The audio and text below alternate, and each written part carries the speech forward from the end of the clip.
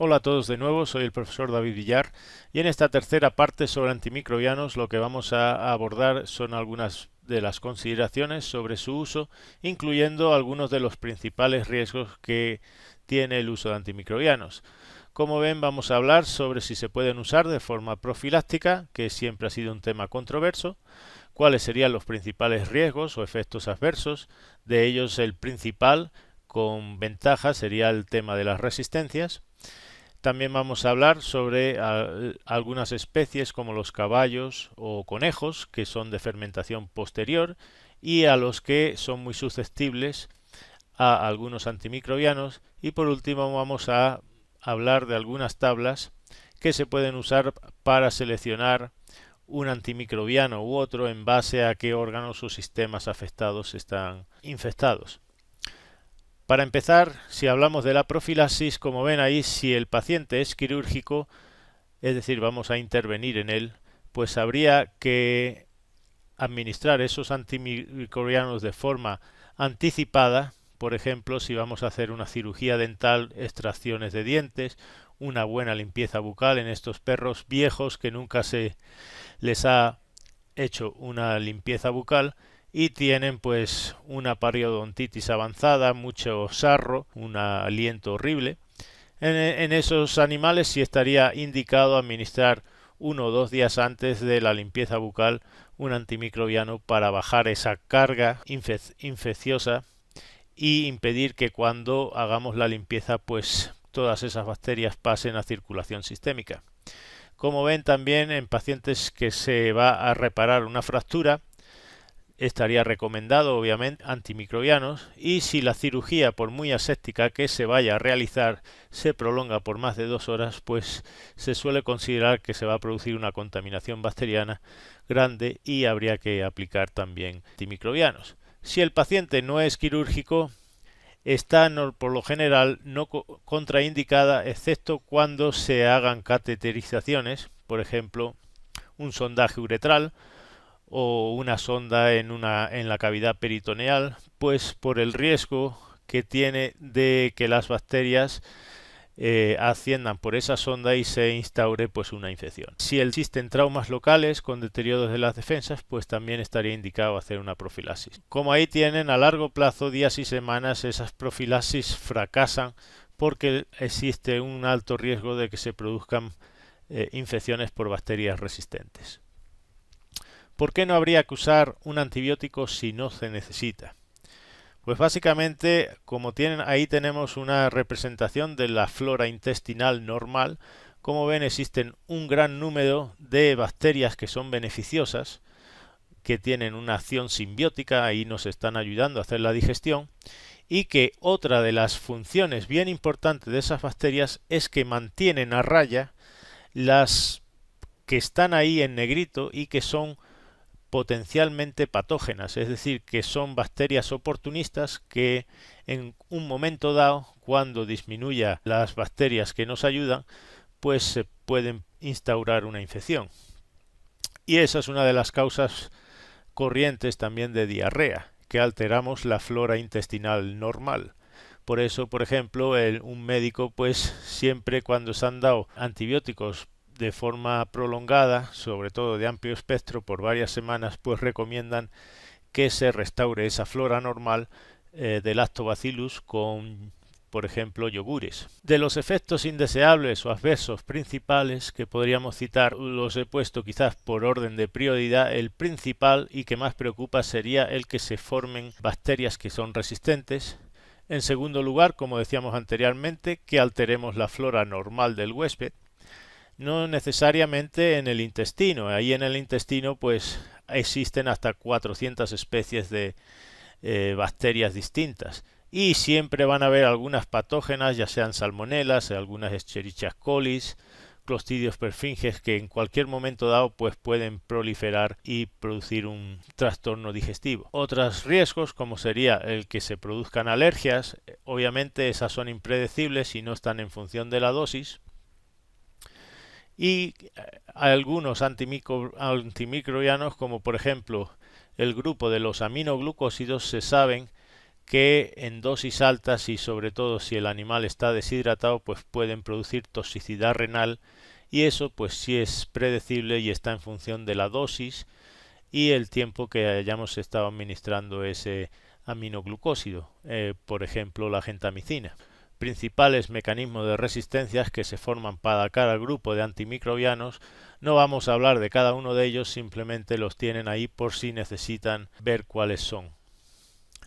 Si hablamos de cuáles serían las principales causas de resistencia, por prioridad tendríamos que decir que el uso indiscriminado e innecesario es quizás el más frecuente. ¿Por qué? Porque matamos todas las bacterias excepto las que son resistentes. Tenemos el porcentaje de bacterias resistentes fecales para distintos grupos de antimicrobianos. Y como ven, los que más se han usado, que serían la streptomicina y la tetraciclina, en toneladas son donde se presenta mayor porcentaje de bacterias resistentes. Es decir, que cuanto más se haya empleado ese antimicrobiano, pues más corriente vamos a ver bacterias resistentes. Vean que la segunda causa sería un mal seguimiento de la posología. Por eso hay que hacer mucho énfasis en que el dueño que administre un antimicrobiano a un animal tiene que llevar a rajatabla la dosis y el intervalo. Es decir, que no se puede saltar el antimicrobiano, tiene que respetar el tiempo al que hay que administrarlo, porque si no vamos a tener momentos del día donde las concentraciones están muy bajitas y ahí se favorece la aparición de bacterias resistentes. Y como ven abajo también otra de las causas es que actualmente se usan de forma profiláctica en animales de abasto y como promotores del crecimiento. Eso lo vamos a ver a continuación, pero vean que hasta el 70% de antibióticos que se usan en el mercado se hacen como promotores de crecimiento en animales de abasto. ¿Cuál es el objetivo de usar antimicrobianos como promotores del crecimiento? Pues ahí lo tienen. Mejora la tasa de crecimiento en hasta un 16% porque el alimento se utiliza mejor en hasta un 5%. ¿En qué animales se usa como promotores de crecimiento? Pues en cerdos, en vacunos y en pollos de engorde, básicamente. Y los principales antimicrobianos que se usan son los del grupo de los macrólidos, como tienen ahí la tilosina, la bacitracina, la lincomicina, virgiamicina. También están las oxitetraciclinas y como ven se usan a niveles subterapéuticos por debajo de los que se usarían para tratar una enfermedad. El principal riesgo de usar estos antimicrobianos como promotores del crecimiento es que se van a crear bacterias resistentes y después cuando se presente una enfermedad infecciosa, pues es muy probable que esas bacterias sean resistentes y no se pueda usar ese antimicrobiano en esos animales. Y obviamente tenemos el riesgo de que esas bacterias resistentes pasen esos genes a bacterias patógenas para el ser humano. Aquí tenemos dos insertos, el Tifomix, que como ven es la tilosina, que se usa como promotor de crecimiento en aves y en cerdos, y el mismo producto, tilosina, usado de forma inyectable, que es el Mactilo, pero para tratar una infección. Si hacen los cálculos, la dosis que viene recibiendo el animal es 10 veces menor cuando se usa como promotor del crecimiento que cuando se usa para tratar una infección. No obstante, como ya digo, si estamos usando el Tifomix de forma continuada como promotor del crecimiento, probablemente el Mactilo no vaya a servir cuando tengamos una infección por bacterias en ese animal. Otra de las consideraciones que quería hablar es aquellas especies como tenemos aquí, que son el hámster, el conejo, el cobaya, el caballo, que tienen fermentación posterior. ¿Qué significa eso? Pues que hay antibióticos que van a alterar esa flora o microflora normal en la parte del colon o del ciego del caballo y que van a favorecer que proliferen bacterias que son patógenas. Por ejemplo, en el caso del caballo, si damos antimicrobianos del grupo de los macrólidos, como son la eritromicina, la tilosina, la clindamicina, la lincomicina, esos antibióticos van a matar la flora normal y se va a producir una proliferación de bacterias como son los Clostridium difficile, que van a producir una colitis X, que se llama, que es intratable prácticamente y la mayoría de las veces lleva a la muerte del animal. Como ven, también las tetraciclinas en el caballo están contraindicadas por vía oral por la misma causa, sobre todo en animales que por cualquier razón están estresados y les bajan las defensas, como en el caso de las anestesias, cirugías o traumas. Ahí tienen un estudio que se hizo. En 4 caballos se administró oxitetraciclina, como ven, por vía oral, y al cabo de 3 días de administrarla, vean que de 4 caballos, 3 desarrollaron diarrea. Y básicamente de esos 4 caballos, uno murió en el 4.º día, otro murió en el 5.º día y uno tuvo que ser muerto a los 12 días por tener una condición moribunda.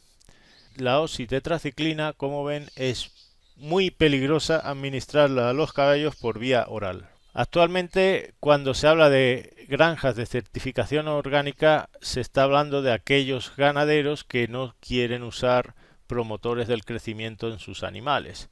Obviamente, eso lleva un coste porque tiene que invertir más en ese animal para llevarlo al mercado. Eso conlleva que el producto final pues tenga un valor añadido que haya que pasar al consumidor. Como tienen ahí, lo ideal sería siempre usar promotores del crecimiento que no se vayan a usar sobre todo en humanos. Lo que pasa que eso es muy raro porque prácticamente todos los antimicrobianos que se usan en animales pues son los mismos que usamos para nosotros. Y por último, vean que les hablaba de que existían tablas que te hacían recomendaciones de qué tipo de antimicrobiano usar en base a dónde está la infección.